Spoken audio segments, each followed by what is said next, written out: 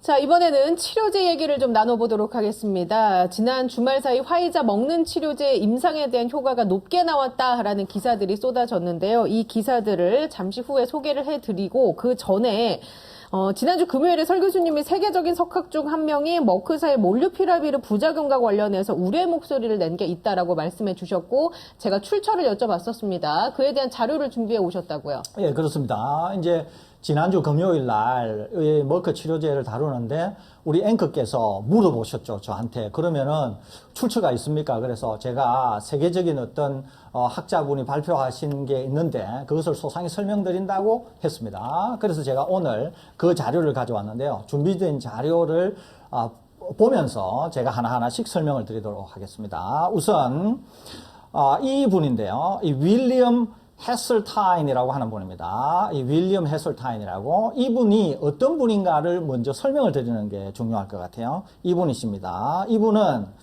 하버드 대학에서 오랫동안 교수를 역임하신 분인데요. 이분이 제가 쭉 찾아보니까 더 놀라운 사실을 발견했습니다. 하나는 이분이 학사는 화학을 하셨어요. UC 버클리에서 화학을 하셨습니다.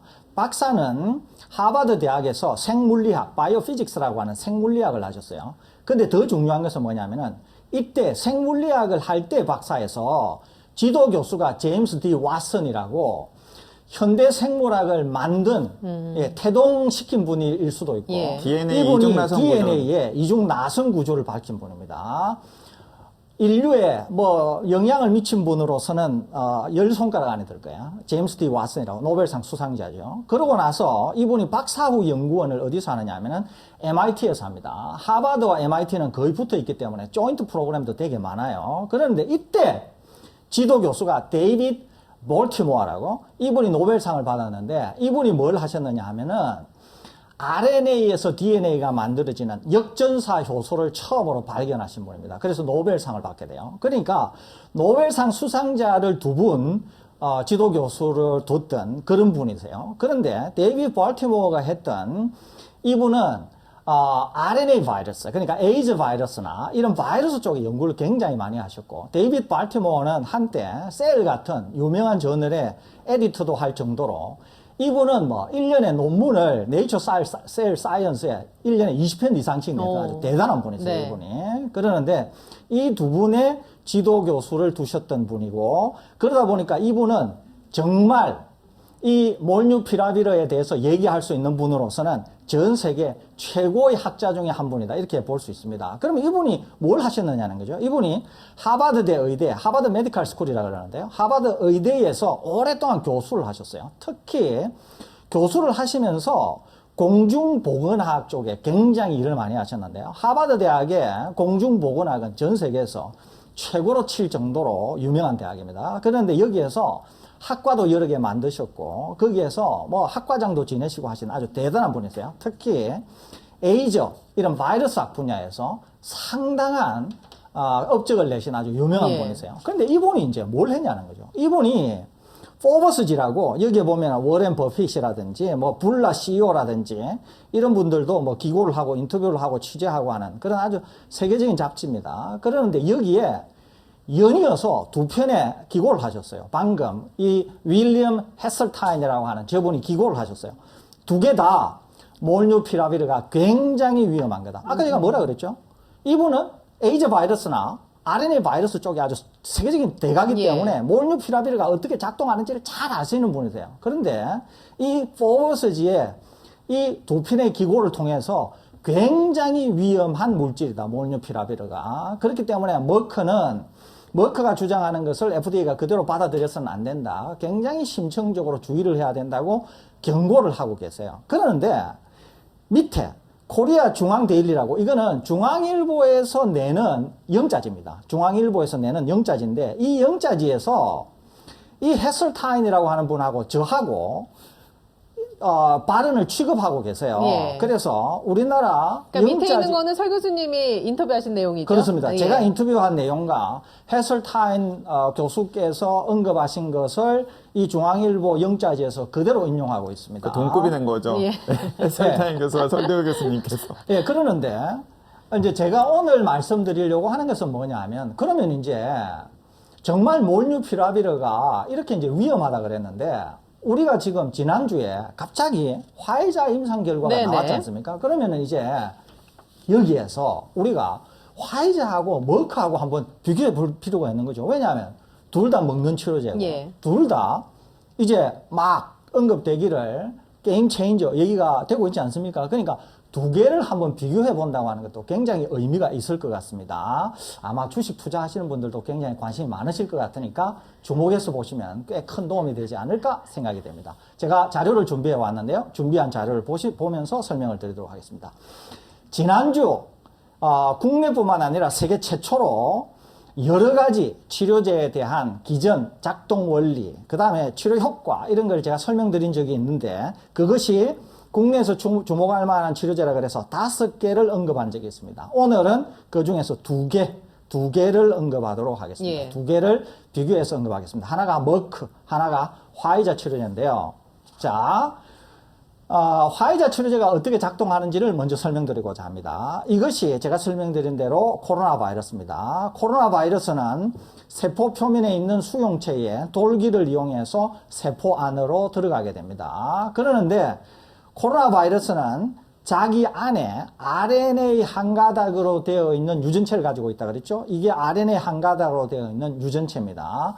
세포 안으로 들어가자마자 이 RNA가 두 가지 기능을 한다고 제가 말씀을 드렸는데요. 하나는 여기에서 가지고 있는 정보를 이용해서 단백질을 막 만듭니다.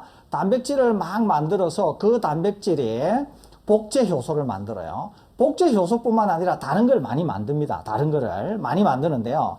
만들어진 단백질 중에서 여러 종류가 깨집니다. 깨질 때 효소가 작용하는데 효소가 작용을 해서 복제 효소도 만들고 다른 것들도 많이 만들어요. 이때 중요한 것은 이 코로나 바이러스가 안에 단백질 분해 효소 2개를 갖고 있습니다. 바이러스에 있는 단백질 분해 효소. 이 바이러스에 있는 단백질 분해 효소는 우리 세포가 가지고 있지 않습니다. 사람 세포가 가지고 있잖아요. 예. 바이러스에만 작동하는 바이러스가 가지고 있는 단백질 분해 효소 2가지를 가지고 있습니다. 2가지를 가지고 있는데 2가지 중에 한 가지가 더 중요한 기능을 합니다. 그 2가지 효소에 의해서 만들어진 여러 단백질이 쪼개지게 됩니다. 쪼개지게 되면 쪼개진 단백질 중에서 일부는 합쳐져서 복제 효소를 만듭니다. 그러면 복제 효소가 저번에 설명드린 것처럼 원래 바이러스 유전체가 플러스 가닥인데 그 플러스 가닥을 이용해서 마이너스 가닥을 만들고 만들어진 마이너스 가닥을 이용해서 다시 플러스 가닥을 만들고 플러스 가닥을 이용해서 마이너스 가닥을 만드는 이런 복제를 하게 됩니다. 그래서 원래 한 가닥이 2가닥이 되고 2가닥이 4가닥이 되고 4가닥이 8가닥이 되고 하는 거죠. 이때 복제라고 하는 거를 복제 효소가 하게 되는데 복제 효소가 만들어질 때 아까 말씀드린 것처럼 만들어진 단백질이 쪼개져야 복제 효소가 된다 그랬잖아요. 이때 쪼개지는 기능을 할 때 바이러스가 가지고 있는 단백질 분해 효소가 작동한다 그 말이죠. 자, 여기에서 아까 정보를 이용해서 여러 단백질을 만드는데 단백질이 만들어져서 쪼개져 가지고 요 복제 효소를 만든다 그랬습니다. 이때 화이자 먹는 치료제는 2가지 성분으로 이루어져 있는 복합체입니다. 하나는 A 성분은 어디에 작동하느냐 하면은 아까 바이러스가 가지고 있는 단백질 분해 효소가 작동할 때 쪼갤 때 쪼개지는 것을 못하게 하는 게 A예요. 그러니까 안 쪼개지게 하니까 요게 많이 안 생기겠죠. 예. 요게 많이 안 생기면은 복제를 잘 못하겠죠. 그러니까 A 성분은 바이러스가 가지고 있는 효소가 작동하는 것을 억제하는 것. 그래서 복제 효소가 잘 안 만들어지게 하는 실질적으로 치료 효과를 나타내는 게 A 성분입니다. 이것은 우리 세포에 작동하지 않아요. 우리 세포에 작동하지 않고 오직 바이러스가 가지고 있는 단백질 분해 효소에만 작동합니다. 그럼 그 지점에서 머크와 같은 부작용은 없겠군요. 우리 그 세포에 작동하지 않기 A만 때문에. 놓고 보면 예. 그렇습니다. A만 놓고 보면. 그러니까 A만 놓고 보면 타미플루와 매우 유사한 거죠. 네. 왜냐하면 타미플루도 우리 세포에 작동하는 게 아니라 바이러스가 가지고 있는 효소에 작동하는 것이거든요. 그러니까 A라고 하는 성분만으로 놓고 보면은 부작용이 굉장히 적을 가능성이 예. 많죠. 그러는데 A가 잘 작동하기 위해서는 A가 적당한 농도를 세포 안에서 유지하는 게 대단히 중요합니다. 그러는데 A는 우리 몸으로 볼 때는 이물질이기 때문에 이것은 간에서 금방 깨져서 없어져요, A가. 그래서 B라고 하는 성분이 필요한데요. B라고 하는 성분은 에이즈 치료제에서 사용이 되고 있는 리토나비르라고 하는 약입니다. 리토나비르, B라고 하는 약은. 이 B라고 하는 약은 어떤 작용을 하느냐 하면 우리 간에서 A가 쪼개져서 없어지도록 하는데 B가 우리 간에서 쪼개지도록 하는 그곳을 억제합니다. 그래서 B를 일러서 뭐라고 얘기하느냐 하면 간에서 약물을 없애거나 하는 대사작용에 중요한 역할을 하는 P450이라고 하는 단백질이 있는데 P450라고 하는 단백질이 있는데 그 P450의 기능을 저해하는 게 B예요. 그러니까 B는 바이러스에 작용하는 게 아니라 우리 간에 작용을 해서 A가 농도를 잃어버리지 않도록 작동하는 겁니다. 예. 그러니까 B는 우리 간에 작동하니까 혹시 있으면은 B에 의해서 부작용이 있을 수도 있겠죠. 네. 그러니까 B는 일부 우리 몸에 영향을 줄 수 있으니까 부작용을 일으킬 수 있습니다. 다만 여기에서 A가 되었던 B가 되었던 복합체가 되었던 이것은 그 어떤 것도 유전체에 끼어들거나 유전자 변형을 일으키거나 예. 암이나 기형을 일으키거나 이런 기능 자체가 없습니다. 다만 B는 우리 간에 영향을 주니까 메스꺼움, 토함, 설사 뭐 이런 것들은 있을 수 있죠. 그런데 이거는 며칠 지나게 되면은 다 회복이 되는 그런 부작용이기 때문에 기형, 암 이런 것과는 관계없다 그 말씀입니다. 자, 그러면 이제 다 아셨잖아요. 비교를 한번 해보겠습니다. 자, 머크에 먹는 치료제와 화이자에 먹는 치료제를 비교해 보겠습니다. 둘 다 임상 3상을 하는 중에 미 FDA에서 결과가 너무 좋으니까 임상을 중지하고 긴급 사용 승인 신청을 해라. 그렇게 된 겁니다. 부분적으로 임상 3상은 계속 이루어지고 있습니다. 중요한 것은 투약 대상인데요. 투약 대상은 두 개 다가 똑같습니다. 지금 당장은 경증인데 기저질환, 중요한 기저질환 최소 5개 중에서 5개 중에서 최소한 1개 이상을 가지고 있어야 됩니다. 기저질환이라고 하면 비만, 당뇨, 60세 이상도 기저질환이라고 보고 있어요. 여기에서는. 그 다음에 심장질환 같은 것들입니다. 둘 다. 지금 당장은 경증이라는 거죠. 예. 그러는데 이런 걸 갖고 있으면은 치료가 안 될 경우에는 금방 중증에 빠진다는 거죠. 작용 기전은 어떻게 되냐 하면은 머크는 RNA 복제할 때 삽입이 되어서 단백질 돌연 변이를 일으키는 겁니다. 그러는데 부작용으로 유전체나 미토콘드리아의 돌연 변이를 일으킬 수 있다고 하는 점 때문에 이제 기형이나 암 예. 이런 게 있다는 거죠. 화이자인 경우에는 복제 효소의 생성, 즉 절단을 저해함으로써 복제 효소가 안 만들어지게 해서 바이러스의 복제를 저해한다는 거죠. 그렇기 때문에 이제 기전 자체가 완전히 다릅니다. 효과 한번 볼까요? 머크는 50%인데 이거인 경우에는 정상 발현 후 5일 이내에 복용할 때입니다. 5일 이내에 복용할 때. 그런데 화이자인 경우는 둘로 나눠져 있어요. 정상 발현 후 3일 이내인 경우에는 효과가 89%. 정상 발현 후 5일 이내일 때는 85%. 그러니까 5일 이내만 비교한다고 하더라도 화이자가 훨씬 높은 거죠. 자, 부작용, 통상적 부작용은 머크나 화이자는 다 있다는 거죠. 이게 다 있습니다. 이것은 암이나 기형이 아니라 설사를 한다거나 토한다거나 구토를 한다거나 어지럽다거나 뭐 머리가 빠진다거나 네. 뭐 이런 것들입니다. 그러는데 이제 심각한 부작용, 저 기형이나 암을 볼 때는 머크는 그런 기형이나 암이 있다 그랬잖아요.